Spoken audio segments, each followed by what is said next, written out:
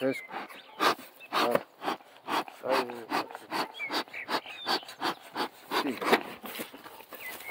Ja ga nog eens die zak. Ja? Nee.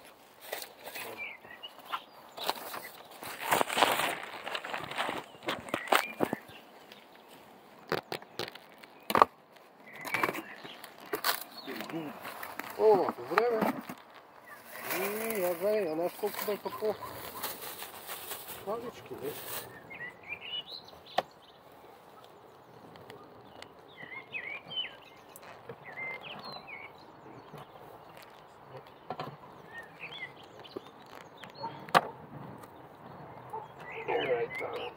Охо, ама па има.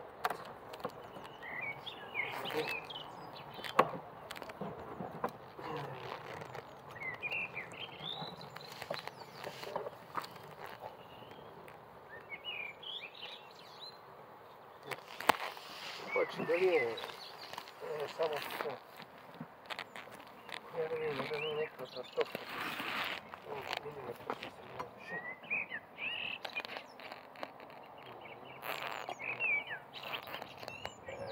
Кадо.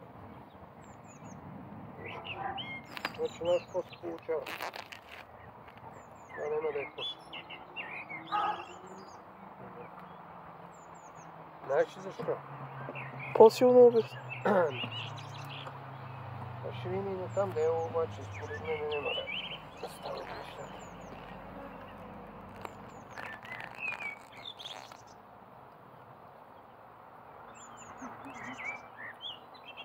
Защото това е то телопила.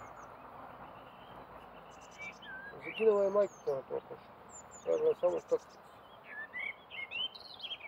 Какво се получава? Загива майката. Стой! Чакай сега. Значи първо ще кажа... Тихо! Първо ще кажеш, че този кошер е такъв и после ще кажеш защо. Ама така резко го. Как резко? Ами кажи, този кошер е еликвос. Е, станал е търтовка. Ама така от начало, кажи го. Ами този кошер е станал на търтовка. Защото няма майка. И пчелите са почали да снасят яйца.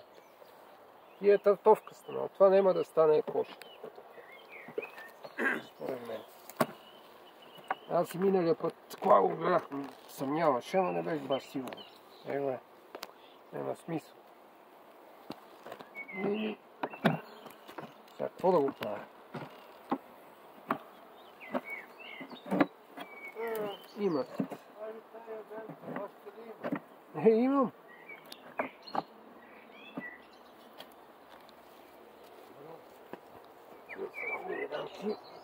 И ще го сложа в това съндъче тук. Значи още и... Дедо! Дай на Найто!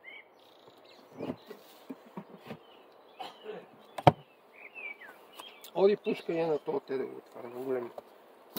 Всички ли ще ги? Отвари го, това е такова. Те ще останат два. А? Те два ще останат. И по-скоро